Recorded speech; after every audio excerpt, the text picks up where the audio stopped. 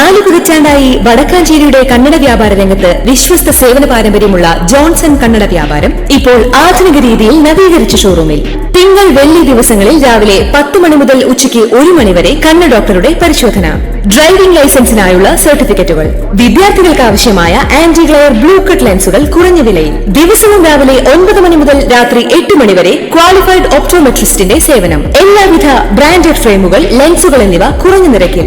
Johnson Kannada വ്യാപാരം, John's tower, divine ആശുപത്രിക്ക് എതിർവശം, Vadakkanchery. Phone 94963474. ഉപതെരഞ്ഞെടുപ്പ് ഫലം ഭരണ വിലയിരുത്തലായി കാണാൻ കഴിയില്ലെന്ന് SNDP general secretary Vellappally Natesan.